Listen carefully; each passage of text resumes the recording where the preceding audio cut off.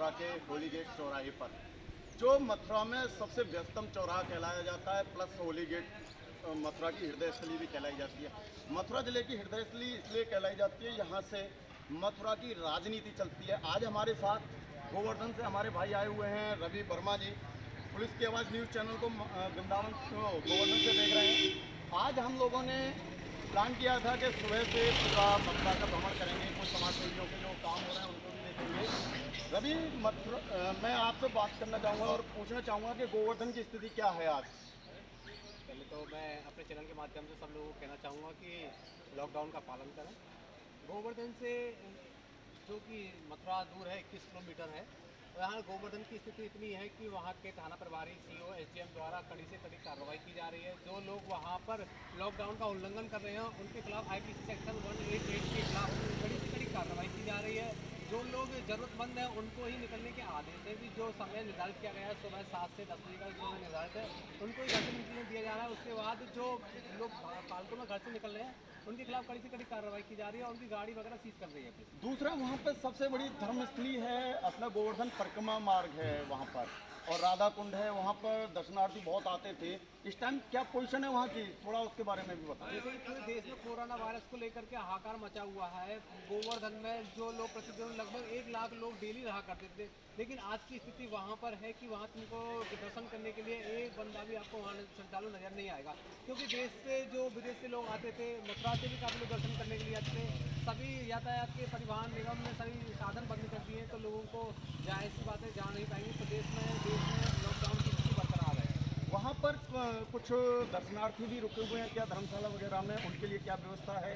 और वहाँ जो गरीब मजदूर हैं उनके लिए प्रशासन की तरफ से और समाज सेवी लोगों की तरफ से क्या व्यवस्था चल रही है?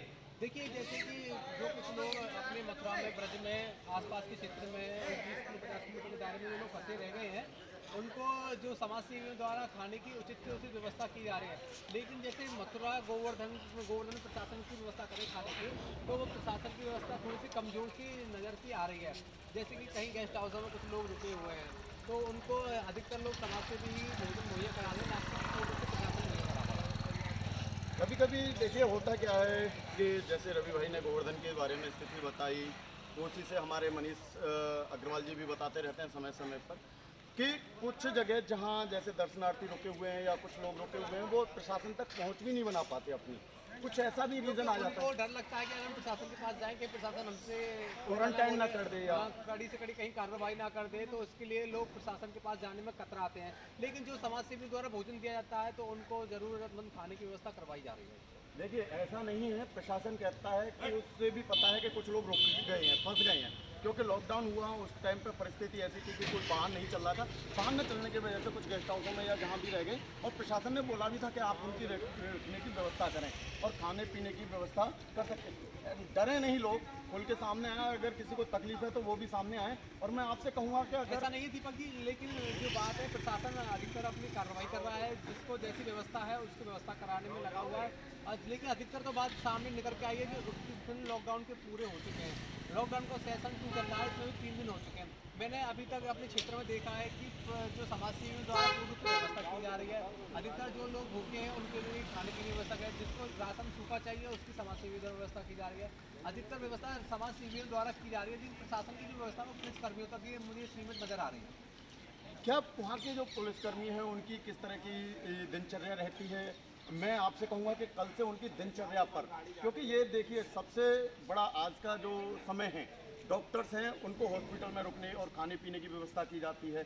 कहीं कहीं समस्याएं आ रही हैं कि कुछ जगह सुना है कि जैसे जो डॉक्टर्स हैं, जो संविदा कर्मी हैं, जो क्वारंटाइन बनाए गए हैं, उनमें कुछ सूत्रों के हवाले से खबर आई है हमारे पे, और मैं चाहूँगा कि आप भी अपनी तरफ से इस चीज़ पर ध्यान दें कि कुछ जो संविदा कर्मी हैं उनके नाश्ता पानी टाइम से नहीं पहुंच पा रहे। क्या यही समस्या पुलिस वालों के सामने भी आ रही है कि खाने पीने की? धूप में देखिए आज की डेट में क्या टेम्परेचर काफ़ी हाई है, गर्मी का समय है। दीपक जी, मैं बताना चाहूँगा जैसे कि गोवर्धन में लेकर खाने पीने की व्यवस्था पर आप सवाल उठा रहे हैं, तो ऐसा है नहीं है कि प्रशासन कि जो कार्यशैली पर बार बार सवाल उठते हैं दिन में जो समाज सेवियों द्वारा तो भवन की व्यवस्था की जा रही है, लेकिन प्रशासन के जो द्वारा हरिओम बाबा के द्वारा यहाँ पर उनका एक स्थल है, आश्रम है, उनमें लोगों के लिए प्रशासन के लिए खाने की व्यवस्था है। समाज सेवी उस प्रशासन को दान दे रहे हैं, काफ़ी संख्या में अभी लोगों ने दान दिया है, क्योंकि जितना भी दान हो रहा है उस आश्रम में क्या है कि प्रशासन को कभी भूखा ना रखा जाए। समय समय पर प्रशासन को पूर्ण रूप से व्यवस्था की जा रही है खाने की, पीने की, और जहाँ तक कि दूसरी व्यवस्था और प्रशासन को सैनिटाइजर वगैरह मास्क की पूर्ण रूप से वितरित भी की जा रही है।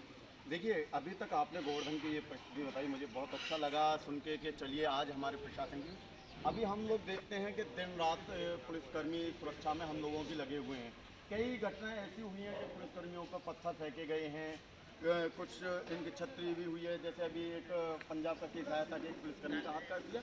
मैं समाज के लोगों से यही कहूँगा कि भाई ये हमारी सुरक्षा में लगे हैं, आपका नुकसान नहीं पहुँचाएंगे, और इस चीज़ पर आप प्रकाश ज़्यादा अच्छे से डालें, क्योंकि थोड़ा सा मेरे को प्रॉब्लम है, मैं ज़्यादा तेज या ज़्यादा नहीं बोल पा रहा हूँ। मैं बता सकता हूँ, जैसे कि अभी मुरादाबाद की घटना हुई है, वहाँ पर भी पुलिस प्रशासन पर पथराव हुआ है, वहाँ पर काफ़ी लोग गंभीर रूप से घायल भी हुए हैं, दूर दूर से भी लोग आ रहे हैं। जैसे लोग घटना का शिकार हो रहे हैं, ये कुछ देखने को मिल रहा है कि जो लोग बीमार हैं, कुछ लोग अभी देखने को मिल रहा है जमातियों ने देश में हाहाकार मचा दिया है। अगर यदि जमाती ऐसा हरकत ना करती तो अब तक लॉकडाउन खुल गया होता, सब पूरे अपने भारत देश में अभी तक पूरी बीमारी पूर्ण रूप से खत्म हो गई थी। दिन पे दिन लोग जमातियों के ही इतने केस आ रहे हैं जितना कि अन्य लोगों के नहीं आ रहे हैं। देखिए, अब तक हो गई ये समाज की बातें हो गई, सबकी हो गई, सबसे मेन फोकस वहीं आ जाता है प्रशासन, क्योंकि आज का जो सिस्टम है वो टोटल प्रशासन के ऊपर रुका हुआ है। हमारे पुलिसकर्मी हैं, ये देखिए सुरक्षाकर्मी हैं, इन्होंने सब जगह लगा रखा है। पुलिस की बात माने, वायरस बाहर वायरस है और आप लोग बाहर ना निकलें, इनका सीधा उद्देश्य है आपकी सुरक्षा करना। देखिए, आप सुरक्षित रहेंगे, देश सुरक्षित रहेगा, समाज सुरक्षित रहेगा, आपका परिवार सुरक्षित रहेगा। लेकिन कुछ शरारती तत्व हैं, शरारती तत्व ही कहेंगे हम उन लोगों को कि वो लेते हैं, सुबह से फर्राटा भरने लग जाते हैं बाइकों पर, प्रशासन उनके चालान भी काटता है, डांटता भी है। सुनिए दीपक जी, एक मिनट बताना चाहूँगा, जो गलती है इसमें प्रशासन की गलती को हम नहीं कह सकते, लेकिन इसमें खुद अपनी गलती है। यदि हम वायरस से हमको खतरा है, प्रशासन तो हमारी सेवा में लगा हुआ है। मैं वही कह रहा हूँ, प्रशासन तो हमारी सेवा में लगा हुआ है। मैं वही कह रहा हूँ कि समाज में इतना प्रशासन सुबह से शाम तक गाड़ियों से हर तरह से, मतलब आप तक ये खबर पहुंचा रहा है कि आप लोग घर से बाहर ना निकलें, बाहर खतरा है। बाहर खतरा क्या है? ये वायरस एक ऐसी चीज़ है कि ये छूने से, खांसने से, मतलब एक अगर कोई इन्फेक्टेड है, किसी को खांसी है या कोई परेशानी है, हमें जल्दी से नहीं पता चलेगी उसके बारे में, तो उसके बारे में प्रशासन आपको सचेत कर रहा है, तो आपको बात माननी चाहिए लोगों को। प्रशासन भी बार बार कह रहा है कि जो लोग बाहर से आ रहे हैं उनको क्वारंटाइन कर दिया जाए, जो भी परेशानी है तुरंत डॉक्टर को दिखाया जाए। लेकिन जो लोग बाहर से आते हैं, मैंने देखा है अभी भी कुछ लोग जो बाहर से आ रहे हैं वो तुरंत घर में घुस जाते हैं और प्रशासन को बताने से कतरा रहे हैं। आखिर क्यों? यही तो सबसे बड़ा क्वेश्चन आ रहा है कि आखिर क्यों, कि जब तक आप अपनी परेशान, क्या प्रशासन का भय है लोगों को? नहीं है, प्रशासन खुद उनको हेल्प कर रहा है। आप एक चीज़ छोटी सी सोचने वाली बात है, 14 दिन आपको सेफ्टी से रखना, आपकी सेवा करना, आपकी ट्रीटमेंट करना, आपकी सुरक्षा करना, आपके खाने पीने का ख्याल रखना, आपके कपड़ों का ख्याल रखना, और वो सेवा शायद आप अपने जीवन में घर में भी नहीं ले सकते। वो सेवाएं आपको डॉक्टर, प्रशासन मुहैया करा रहा है, उसके बावजूद भी आप सामने खुल के नहीं आ रहे और लोगों को नहीं बता रहे। दीपक जी ने बता दिया है कि जो लोग सामने आ रहे हैं वो सरकार की घटना को अंजाम देने के लिए शरारती तत्व हैं जो कि लॉकडाउन का पालन नहीं कर रहे हैं। हम पुलिस अपने चैनल के माध्यम से लोगों को जागरूक करना चाहेंगे कि यही कहना है कि अधिक से अधिक अपने घर में ही रहें, सेफ रहें और सुरक्षित रहें।